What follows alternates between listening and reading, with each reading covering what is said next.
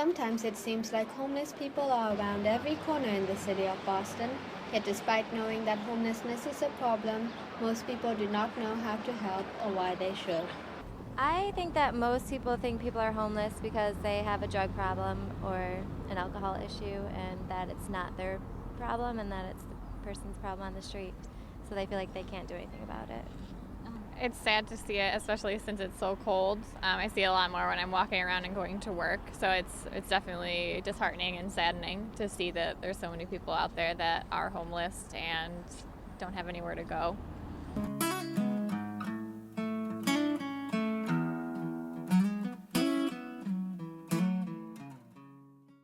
This is Can You Spare a Dime, an online news show focused on homelessness in the greater Boston area.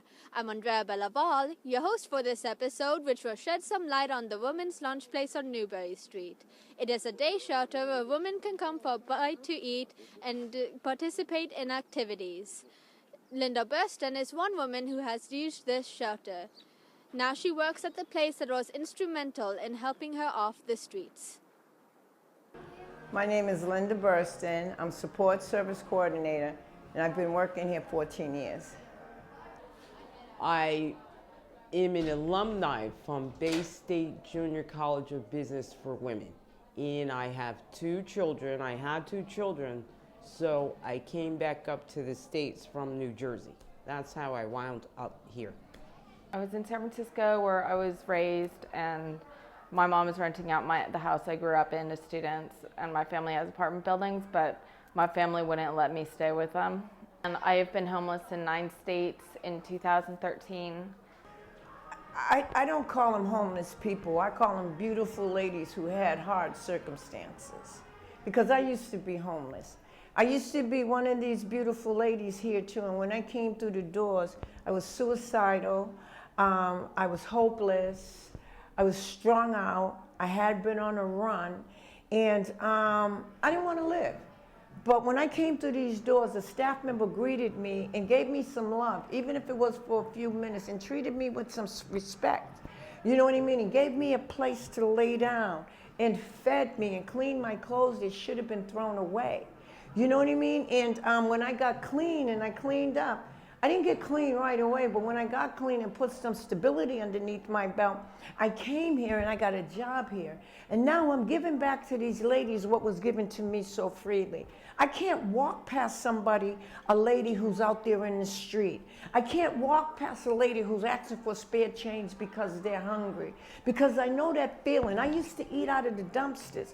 I used to be the one sleeping on the stairs. So that's where I come from, you know what I mean? So all these ladies are me. Anybody can be in this situation. A good thief, a good fire, a good flood, a good crash in the stocks. Anybody can be homeless. Kelly Moy has been homeless in multiple states. Before coming to Boston, she was in Rhode Island. I was talking to a friend at Crossroads in Boston, and he mentioned that there are a lot of jobs here, and I thought about, we knew somebody who has, she's a licensed clinical social worker, and she studied at BU, so I figured that there would be a lot of social services here. After coming to Boston, living in shelters is the alternative to sleeping on the streets for these women and others. I come from the shelter where I'm able to sleep. I get up there, have breakfast, and then I come down here for the day. They serve lunch and whatever activities are going on for the day, we go do. It's like today, we're having bingo. I actually like living in a shelter because I go to bed early and I wake up early. I try to get in, to take a shower in the morning, and then I get breakfast, and then I'll come back. I go upstairs to use the computers for an hour, and then I'll come back down, and they give you like leftovers from lunch from the previous day, and then I'll save that for lunch, and then what they give you I'll go to another library, and then I'll come back, and then they give you a lunch, and then I'll save that for dinner. So it works out pretty well. Some people have lived on the streets for most of their adult lives. Others have only recently become homeless. Linda has some ideas of how to at least lessen homelessness.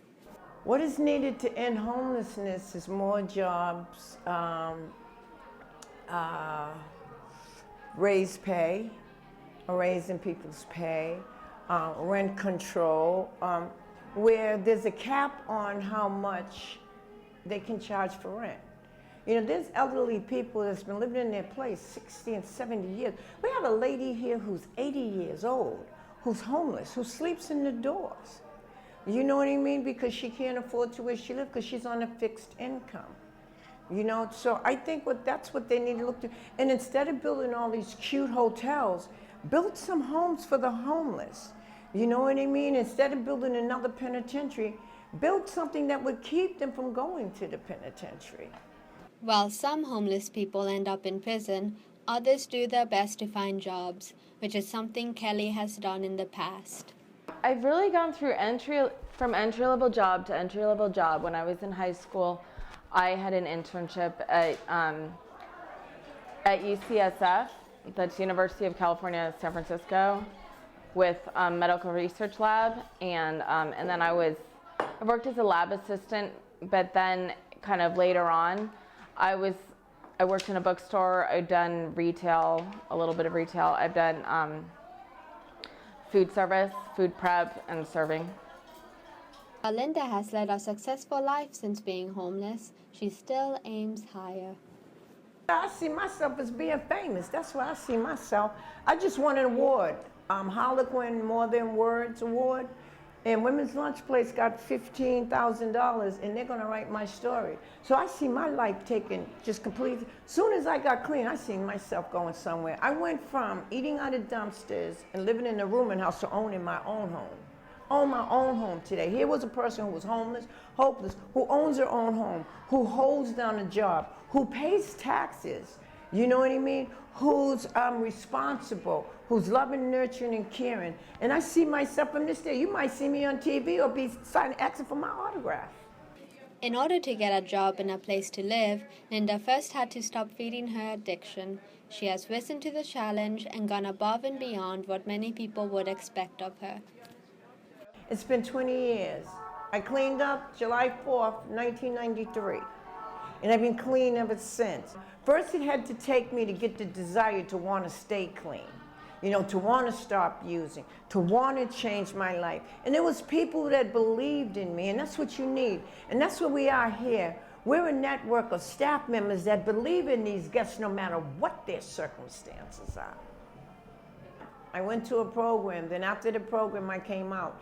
Then I started volunteering in programs, in different like 90-day programs, to get something to put on the resume, you know? Yeah, because I had been in and out of jail, and I get clean in jail and come back out and do the same thing over again. You know, I have 4 kids, DSS had my kids, you know what I mean? Each one of these ladies has been into a situation that I've been in, so I can understand them. I know I'm not gonna get hired no matter what, and in 2012, I beat liver cancer. Understand what I'm saying? Due to my addiction. And I didn't use during that. And I was on chemotherapy, and not only chemotherapy, the other drug treatments. I was walking on a walker, I was wearing Depends. You know what I mean? I couldn't even turn over in the bed. I had to get 2 blood transfusions, but I continued with that treatment. And they would have mailed drugs to my house, but I chose not to take any kind of drug because I know what my addiction leads me. My addiction leads me to dumpsters. My addiction leads me to abandoned buildings. You know what I mean? So I chose to deal with the pain. So I know for me, I'm not going to use no matter what. The help of others also gave Linda the ability to get her life in order. I had a good family. I had volunteers here that came and they cooked for me. I had staff members that came and they rubbed me. I had volunteers that came and bathed me. You know what I mean? So I had a good support system. So I was determined not to give up on me, because if I had gave up on me, I would have gave up on everybody else that believed in me. These ladies here love me just as much as I love them.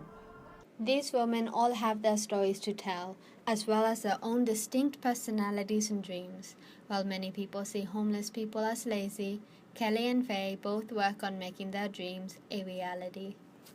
I think I'm a middle-aged black woman that is consistent upon wanting to go out to work begin to become productive in society? On it, I'm more self-employed. I'm a writer. I'm working on 2 juvenile comedy screenplays, animated, and 2 middle grade fiction series.